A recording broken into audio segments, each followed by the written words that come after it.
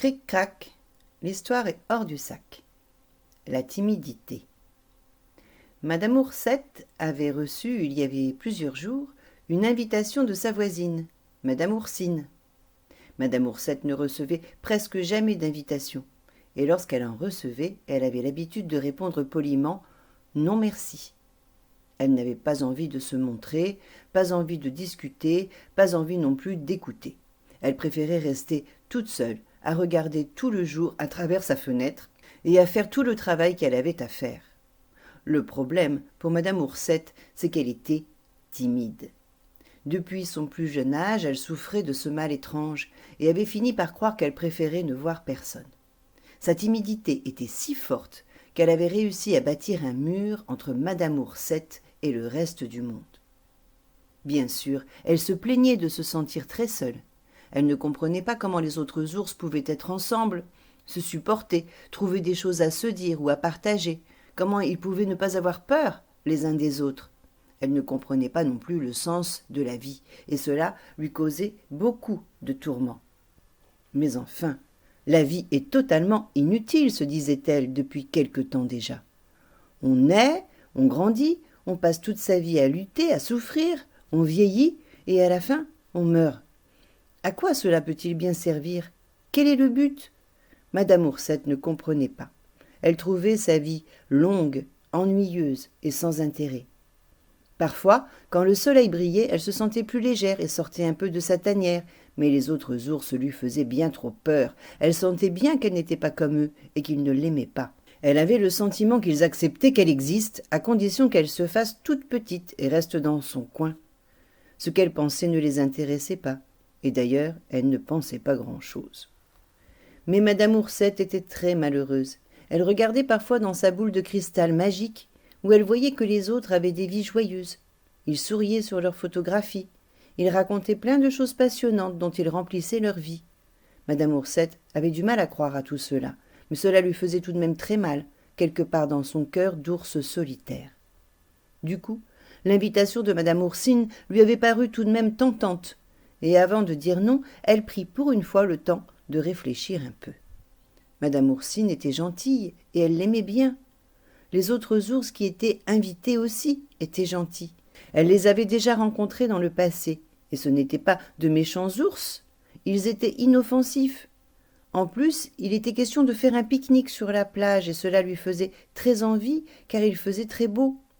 Madame Oursette n'avait pas mis les pattes à la plage de tout l'été, prétextant qu'elle avait trop à faire, qu'il ne faisait pas assez chaud, qu'elle ne voulait pas y aller toute seule, que c'était trop loin, et bien d'autres excuses encore, comme par exemple qu'elle n'avait pas envie.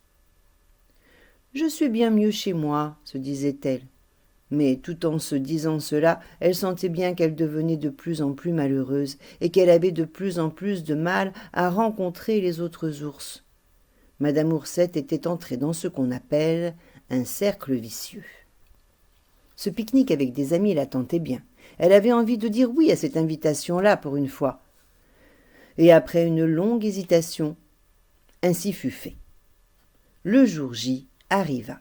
Madame Oursette se prépara dès le matin pour cet événement. Elle se lava, s'habilla, ce qui était devenu exceptionnel, se coiffa, essaya son maillot de bain qu'elle n'avait pas mis depuis très longtemps. Elle essaya ensuite plusieurs robes. Celle-ci était trop courte, on voyait ses affreux genoux poilus. Celle-là était trop vieille, les couleurs avaient passé. Cette autre la boudinait. La couleur de cette autre encore lui donnait mauvaise mine. Dans sa robe jaune à fleurs, on voyait ses bras, et elle trouvait ses bras trop laids pour les montrer. Elle se sentait nerveuse. Elle enfila finalement son habituel pantalon de toile verte avec son habituel t-shirt noir. Enfin, l'heure de partir arriva. Madame Oursette prit son sac avec ses affaires de plage, son courage à deux mains, et elle s'en alla à pied. Mais en chemin, elle se mit à réfléchir. Et plus elle réfléchissait, plus elle avait peur. Qu'avait-elle à leur dire à ces gentils ours? Qu'avait-elle à raconter, elle qui ne sortait jamais de chez elle? Ils allaient vite la trouver ennuyeuse, bête même. Elle n'avait aucun sujet de conversation. Elle allait forcément se sentir mal au milieu de tous ces gens qui se connaissaient et qui avaient partagé plein de souvenirs. Elle pourrait se contenter de hocher la tête et de les écouter, mais qu'allait-il penser d'elle? Elle avait tant de mal à parler, à s'exprimer. Ils allaient peut-être se moquer d'elle. Finalement, elle arriva en vue du point de rendez-vous. Elle vit les amis ours déjà regroupés autour du pique-nique en train de boire et de discuter bon train. Madame Oursette avait mis tant de temps à se préparer qu'elle avait laissé passer l'heure du rendez-vous de 10 minutes. Tétanisée d'être ainsi en retard, Madame Oursette eut alors la conviction qu'elle n'aurait pas sa place parmi eux, et que finalement ils s'amuseraient bien mieux sans elle. Prise de panique, elle rebroussa chemin. Elle pleura tout le long du chemin. Elle se sentait si misérable. Le soir, Madame Oursine, qui l'avait invitée, lui envoya un gentil message. « Nous t'avons attendu, Oursette. Que t'est-il arrivé? C'est dommage. Nous avons passé une journée très agréable à nous baigner, à nous reposer et à pêcher. Tu nous as manqué. Ce sera pour une prochaine fois, peut-être. » Madame Oursette se mit à regretter amèrement de ne pas avoir passé cette journée à la plage avec les autres ours. Pourquoi était-elle rentrée chez elle où elle se sentait si seule et si isolée? Cela n'était sûrement pas si compliqué de passer une telle journée. Mais elle avait obéi à sa peur et la chance était passée. La belle journée s'était déroulée sans elle. Elle envoya un message à Madame Oursine pour s'excuser et reprit sa place près de la fenêtre, d'où elle pouvait voir le monde tourner sans elle. Après ce jour, elle se dit qu'elle n'arriverait jamais à surmonter sa peur. Alors, elle décida de se terrer chez elle encore un peu plus. Elle avait le cœur gros, et la solitude la faisait terriblement souffrir. Plus personne ne l'invitait, car les gens savaient qu'elle refusait toujours. Les années passèrent, et Madame Oursette restait derrière sa fenêtre. Un jour, elle se lassa de regarder par la fenêtre, et l'ennui devint pire encore. Ses yeux ne pleuraient plus, ils restaient secs. Elle n'attendait plus rien, et n'avait envie de rien.